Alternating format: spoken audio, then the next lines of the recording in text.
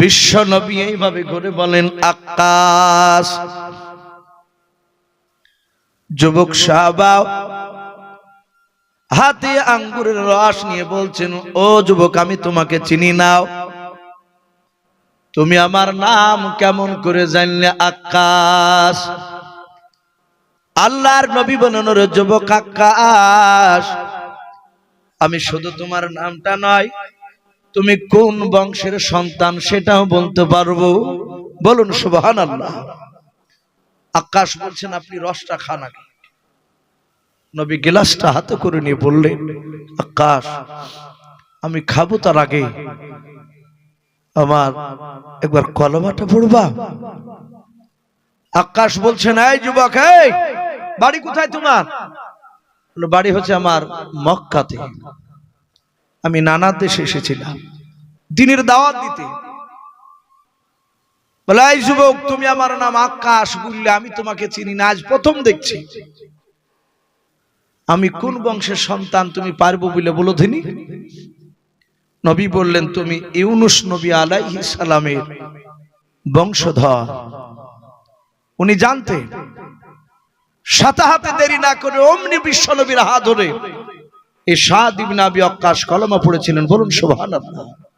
বাপজি, এই সেই সাহাবা, এত দামি হয়েছিলেন নবীর জন্য, অনেক যুদ্ধ করেছেন নবীকে বাঁচানোর জন্য।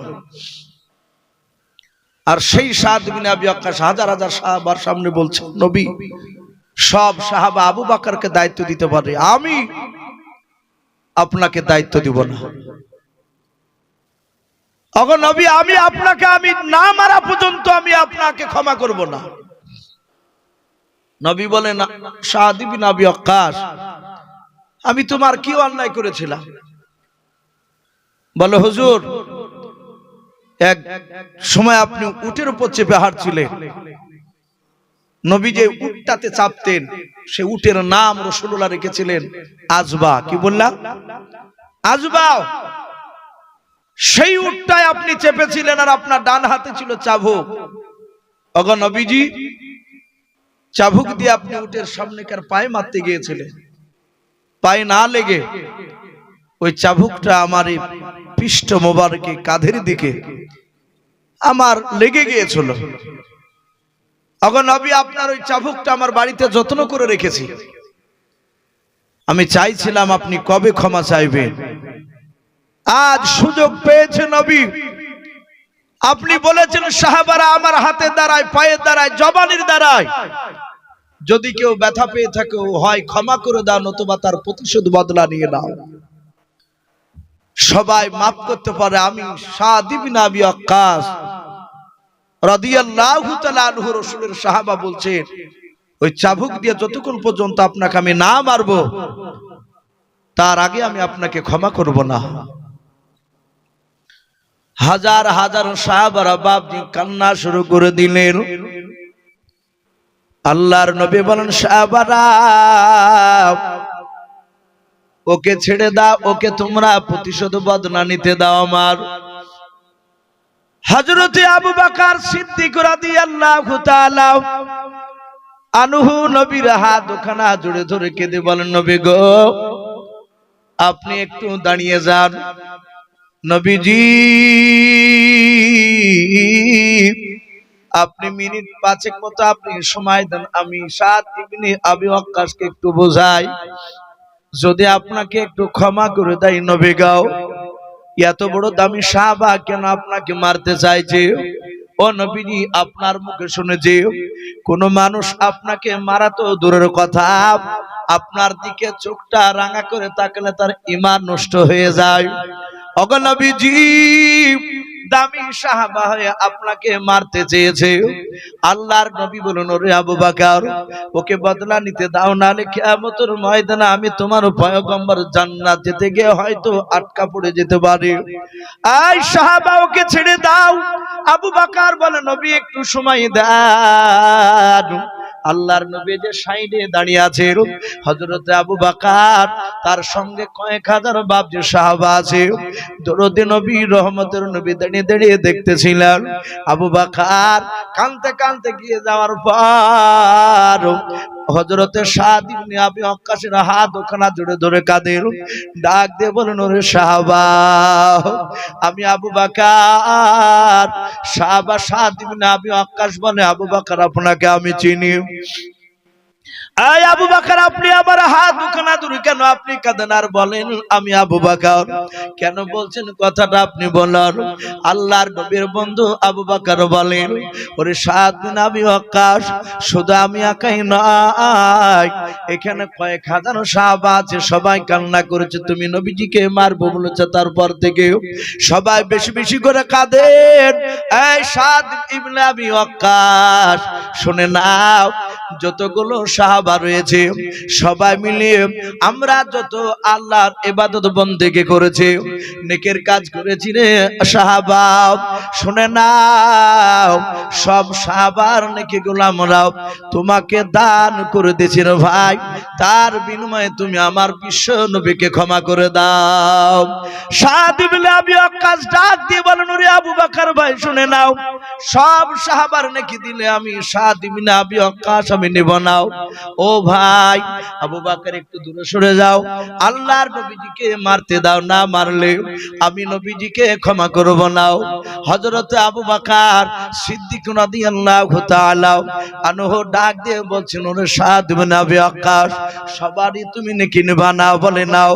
হযরতে আবু বকর, হযরতে সাদ ইবনে আবি ওয়াক্কাসের বাবা হাত দুখানা জুড়ে জুড়ে কাঁদেন আর বলেন, ভাই তুমি আমার নেকির ব্যাপারে তুমি জানো? বলে হ্যাঁ। আল্লাহর নবী বলেছিলেন, আবু বকর, যেদিন বিশ্ব নবীর সাথে বাবা মক্কা থেকে বাবা মদিনায় গিয়েছিলেন, হিজরত করে যে বাবিজি আল্লাহর নবীজি রাসূলের সাথে আবু বকর বাবা হিজরত করে মক্কা থেকে মদিনায় গিয়েছিলেন, ওই দিনকাও আল্লাহর নবীজি আবু বকরের ব্যবহার দেখে, আবু বকরের ব্যবহার দেখে নবী এত খুশি হয়েছিলেন। আল্লাহর নবী বলেছিলেন, ওরে আবু বকর, শুনে নাও, আজকে সারা তোমার জীবন কারণে নয়, শুধু আজকে মক্কা থেকে মদিনায় তুমি যে হিজরতটা করেছো আমার সঙ্গে। বলে হ্যাঁ। আজকের এই রাত্রি নেকিটা আবু বকর শুধু তোমার এক পাল্লাই যদি রাখা হয়, আর কিয়ামত পর্যন্ত যত আমার উম্মত উম্মতে আসবে, যারা চলে গিয়েছে, যারা বর্তমান আছে, আগামীতে যারা আসবেন, সাহাবা আবু বকর সবার নেকি যদি অপর পাল্লা রাখা হয়, আর তোমার শুধু আজকের রাত্রি নেকিটা যদি অন্য পাল্লা রাখা হয়, ওরে আবু বকর, আমি পয়গম্বর খুশি হয়ে বললাম, তোমার নেকির পাল্লা ভারী হয়ে যাবে। বলুন সুবহানাল্লাহ। ও বাপজি ভাইরাম, আল্লাহ রাসূল আবু বকরের এমন কি ব্যবহার দেখেছিলেন, আল্লাহর নবী এতক্ষণ নেকির মর্যাদা বললেন। ও বাপজি ভাইরাও, আপনারা সকলেই শুনেছেন, আল্লাহর নবীজি যেদিন মক্কা থেকে মদিনায় যায়, ওই মক্কা থেকে মদিনায় যাওয়ার কথাটাও একদিন আগে নয়, 2 দিন আগে নয়, বিশ্ব নবী দরদি নবীকে আমার এক নয় 2 নয় রে বাবা, জিবরিল আলাইহিস সালাম 6 মাস আগে বলে গিয়েছিলেন। বলুন সুবহানাল্লাহ। কয় মাস আগে? 6 মাস আগে। আবার আরেকটা রাবি বাপজি বর্ণনা করেছেন 3 মাস আগে। বেশিরভাগ বাপজি জমহুর উলামা তারা 6 মাস আগের কথাটা বাপজি বলেছেন। আল্লাহর নবী রাত্রি বেলায় বাপজি শুয়ে আছেন, জিবরিল আলাইহিস সালাম বিশ্ব নবীকে বলেন, আসসালামু আলাইকা রাসূলুল্লাহ, ইয়া হাবিবাল্লাহ। আল্লাহর নবীজি উত্তর দিয়ে বলেন, জিবরিল ভাই, কি ব্যাপার, তুমি আমার কাছে কেন এসেছো বলো? জিবরিল বলে, নবী গো, আপনাকে মক্কা ছেড়ে মদিনা চলে যেতে হবে। আল্লাহর নবী বলেন, এখন নাকি? বলে না, জানি না। ও নবীজি, শুধু আপনি একাই নয়, আপনার জানের বন্ধু আবু বকরকে নিয়ে যাবেন। হযরতে জিবরিলকে নবী বলেন, জিবরিল ভাই, কবে যেতে হবে? বলে তা বলতে পারবো না। ওগো আল্লাহর নবীজি, কিন্তু মক্কা ছেড়ে মদিনায় আপনাকে যাওয়া লাগবে।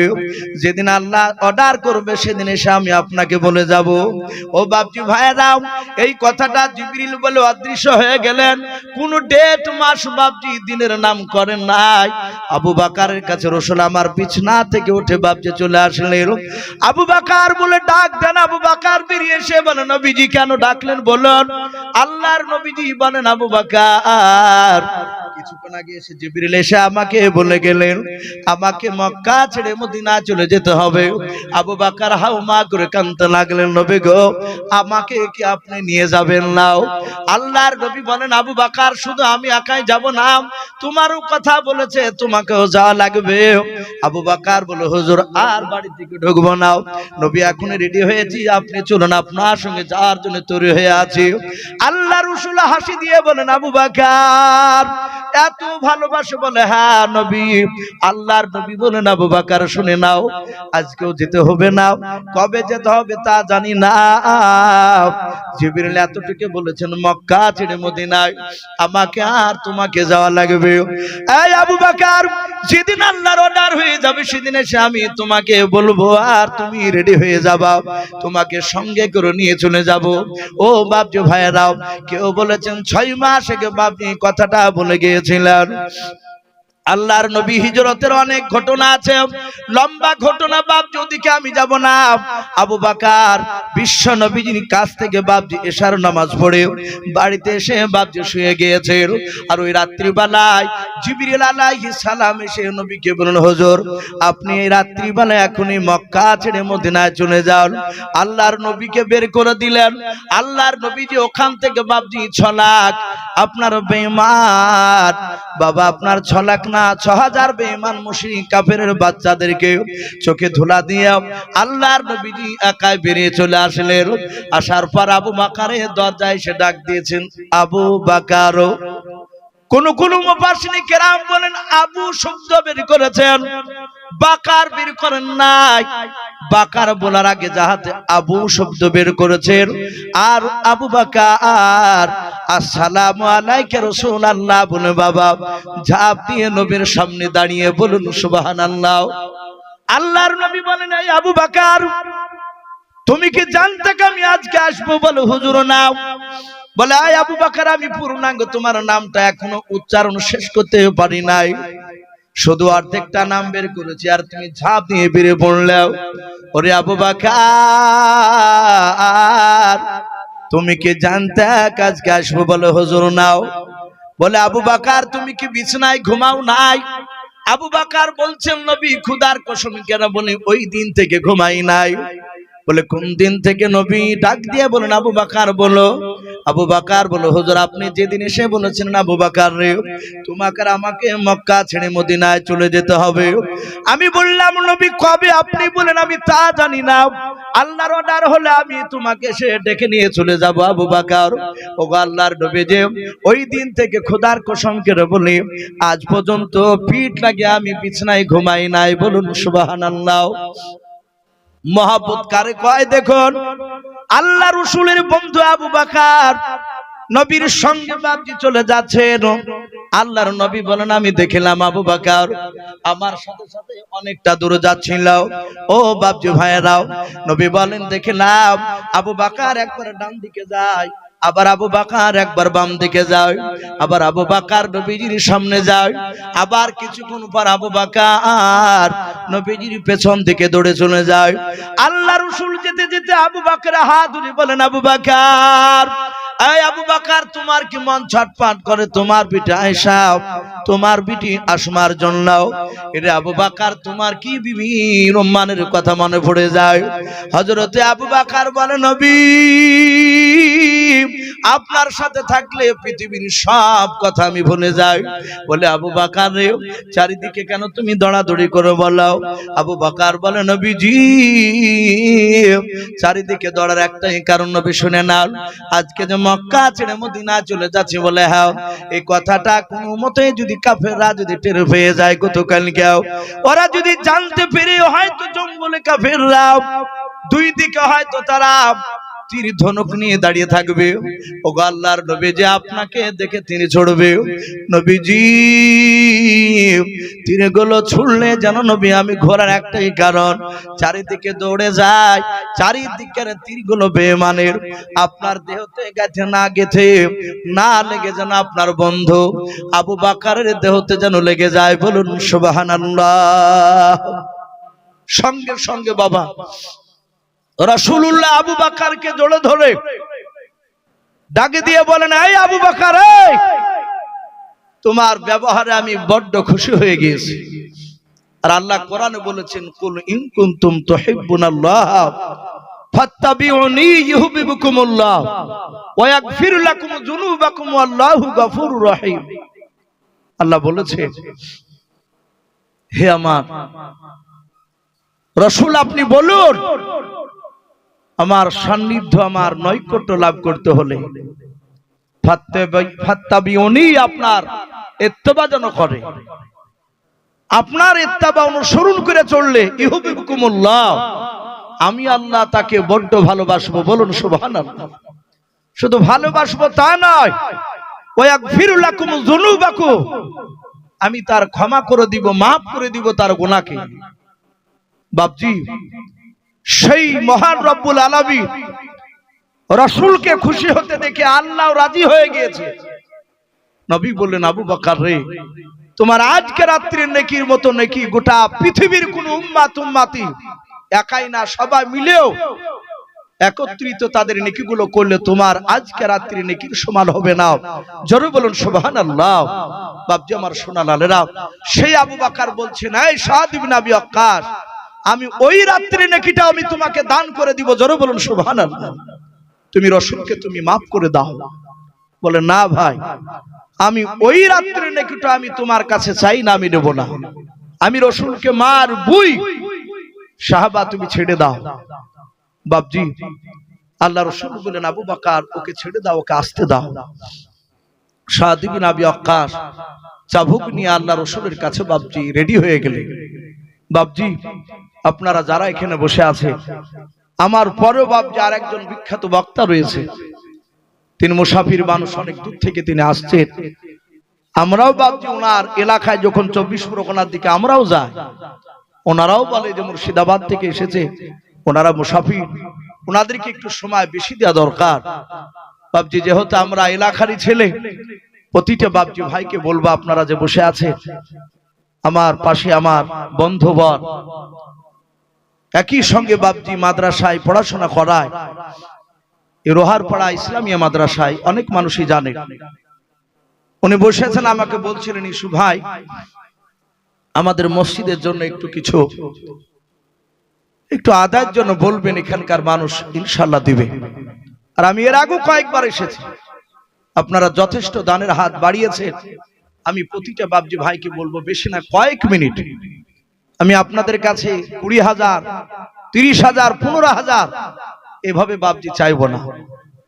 এখানে অনেক বাপজি ভাই আছেন, পর্দার আড়ালের মা বোনেরা আছে, আমি সকলকে লক্ষ্য করে আমি একটু দেখতে চাই।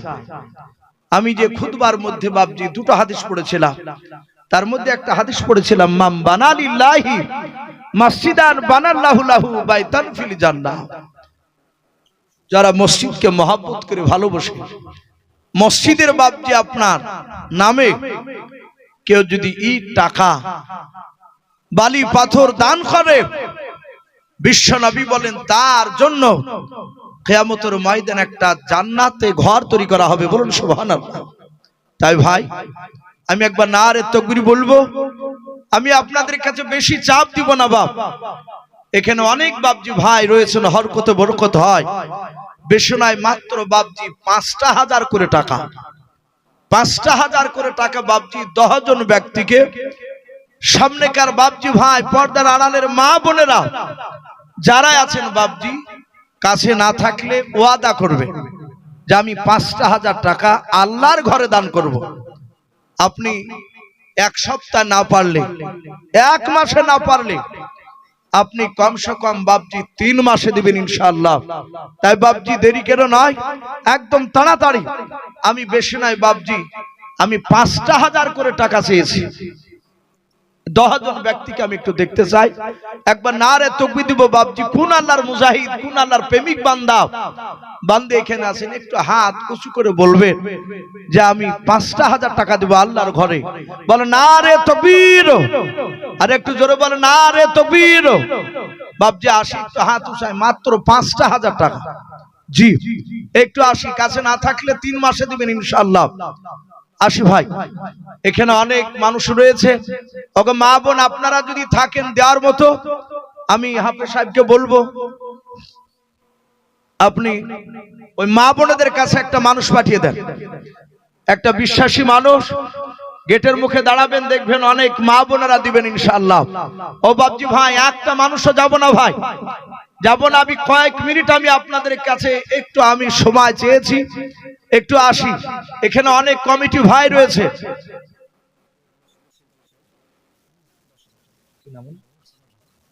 সুবহানাল্লাহ। এ দেখেন মসজিদের সেক্রেটারি সাহেব আহসানুল হক, আমি ৫,০০০ টাকা বাবজি চেয়েছিলাম।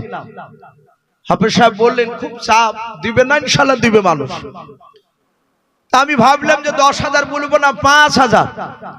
আহসানুল হক উনি বলছেন আমি মসজিদকে আল্লাহকে ভালোবেসে আমি ১০,০০০ টাকা দিব। বলুন মারহাবা, বলেন আরে তাকবীর। আহসানুল হক ১০,০০০ টাকার দাতা, বলুন মারহাবা।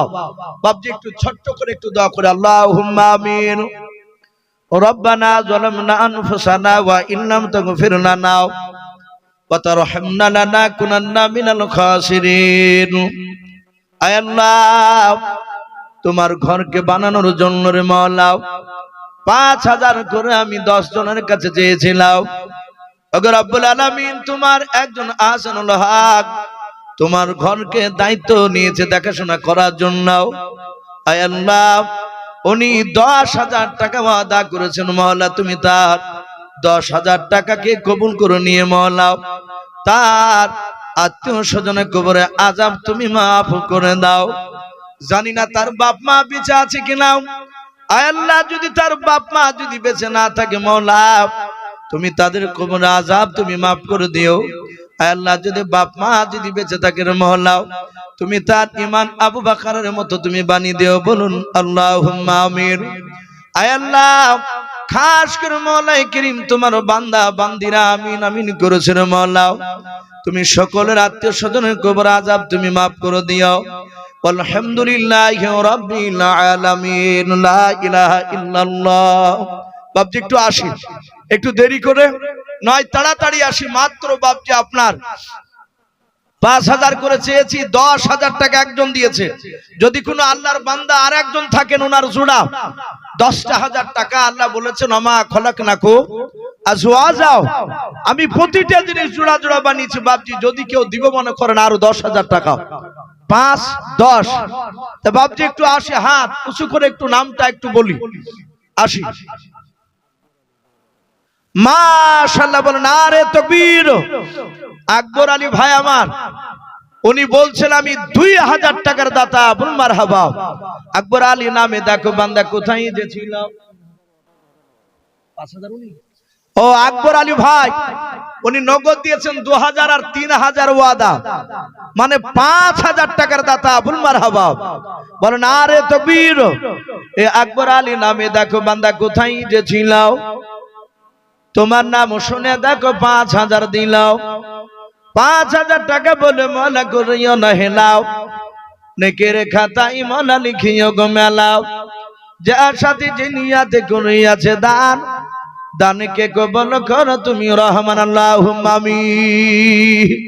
ভাই একটু আসি ভাই, ৫,০০০ করে বাবজি চেয়েছি। যদি থাকেন বাবজি এখানে ৩ মাস, না হলে ৫ মাসে দিবেন ইনশাআল্লাহ ৫,০০০ টাকা। একটু আসি। মাশাআল্লাহ, রোজ স্টার একাডেমি, উনার মালিক বলছেন যে আমি ৫,০০০ টাকার দাতা। বলুন মারহাবা। আল্লাহ তার ৫,০০০ টাকাকে আল্লাহ কবুল করুন। তার উনি মিশনের জন্য দোয়া চেয়েছেন, দোয়া করি তার মিশনকে যাবতীয় বিপদ থেকে হেফাজত করুন। বলুন আল্লাহুম্মা আমিন। ওই মিশনে যারা পড়াশোনা করবে আল্লাহ তুমি তাদেরকে উচ্চ শিক্ষায় শিক্ষিত বানিয়ে দিও। বলুন আল্লাহুম্মা আমিন। আল্লাহ মেয়ে ছেলে পড়লে শিক্ষিত বানিয়ে দিও। আল্লাহ দেশের কওমের যেন তারা সঠিকভাবে কাজ করতে পারে সে তৌফিক করে দিও। বলুন আল্লাহুম্মা আমিন। এলাকার মানুষের মহব্বত ওই স্কুলের উপর যেন আল্লাহ বানিয়ে দেন। বলুন আল্লাহুম্মা আমিন। ভাই আসি, ৫,০০০ করে চেয়েছি ভাই, ৫,০০০ করে। ওগো মা বোন, আপনাদের মধ্যে একটা মা বোনও কি নাই ৫,০০০ টাকা আল্লাহর ঘরকে তৈরি করার জন্য? মা বোনদেরকে বলবো 5000 যদি না পারে তাহলে কমসে কম আপনারা 1000 করে লিখাবেন ইনশাআল্লাহ। মা বোনদেরকে বলবো 1000 করে লিখাবেন। আমি দেখি হড়হড়িয়া গ্রামের আমি মা বোনদেরকে দেখতে চাই। ওগো মা বোন, আল্লাহকে ভালোবেসে কমসে কম 1000 করে আমরা লিখা ইনশাআল্লাহ। মাশাআল্লাহ, শাহজাহান আলী সাহেব 5000 টাকার দাতা, বলুন মারহাবা, বলেন নারে তাকবীর। শাহজাহান আলী 5000 টাকা, আল্লাহ তুমি তার দানকে কবুল করে নাও, তার আত্মীয় স্বজন কবরে আযাবকে মাফ করে দাও, আল্লাহ তুমি তার রুজি রাজগারে বরকত দাও, বলুন আল্লাহুম্মা আমিন। মুস্তাফা সরকার 2000 টাকার দাতা, বলুন মারহাবা, বলেন নারে তাকবীর। এই মুস্তাফা সরকার নামে দেখো বান্দা কোথায় যে ছিল কি না ছিল দেখো দানে বোঝা গেল। যোগ্য বাপের যোগ্য ছেলে আল্লাহ মুস্তাফা এখানে আসিয়া 2000 টাকা দান দিল তোমাকে ভাবিয়া। যা সাথী যে নিয়াতে করে আছে দান, দানকে কবল করো তুমি রহমান। আর একজন বাচ্চা ছেলে এখানে আসে 200 টাকা করে আছে দাও, 200 টাকা দান বলে মালা করিও না হেলাও, নেকের খাতায় মালা লিখিও গো মেলাও। যার সাথে যে নিয়াতে করে আছে দান, দানকে কবল করো তুমি সুবহানাল্লাহুম্মা আমিন। নারে তাকবীর। ভাই একটু তাড়াতাড়ি আসো ভাই, 5000 অসুবিধা হলে 2000 করে দেন ইনশাআল্লাহ। জি, এখানে অনেক মানুষ মাশাআল্লাহ, বলেন নারে তাকবীর। আলহা জাকারিয়া সাহেব উনি বলছেন 50 বস্তা সিমেন্টের দাতা, বলুন মারহাবা। আল্লাহ আলহা জাকারিয়া সাহেবের 50 বস্তা সিমেন্টের দানকে আল্লাহ কবুল করুন, বলুন আল্লাহুম্মা আমিন। আল্লাহ তুমি তার ব্যবসায় বরকত দিও, তার ইজ্জত মান সম্মান তুমি আরো বাড়িয়ে দিও, বলুন আল্লাহুম্মা আমিন। হায়দার আলী সাহেব 5000 টাকার দাতা, বলুন মারহাবা। আল্লাহ তুমি তার 5000 টাকা দানকে তুমি কবুল করে নাও, তার আত্মীয় স্বজন কবরে আযাবকে তুমি মাফ করে দাও, বলুন আল্লাহুম্মা আমিন। মাশাআল্লাহ, এই দুজন বেনামিতে দেখো বান্দে কোথায় যে ছিলাও, পর্দা নাড়ার হতে দেখো 100 200 টাকা দিলাও। যার সাথে যে নিয়াতে 200 টাকা করিয়াছে দুজন তোমার বান্দে দান, দানকে কবল করো তুমি সুবহান। আমি পাপী গুনাহগার দোয়া নাহি জানি, ওই বেনামিতে মায়ের জন্য দোয়া করবে ফাতেমা জানুন, আল্লাহুম্মা আমিন। নাজিমউদ্দিন নামে দেখো বান্দা কোথায় যে ছিলাও, আল্লাহ নাম শুনে দেখো 5000 দিলাও। যার সাথে যে নিয়াতে করে আছে দান, দানকে কবল করো তুমি সুবহান। অগবারি দোয়া করি অগ পাক বারে, মিজানেতে নেকির পাল্লা করে দিও ভারি, আল্লাহুম্মা আমিন। নারে তাকবীর।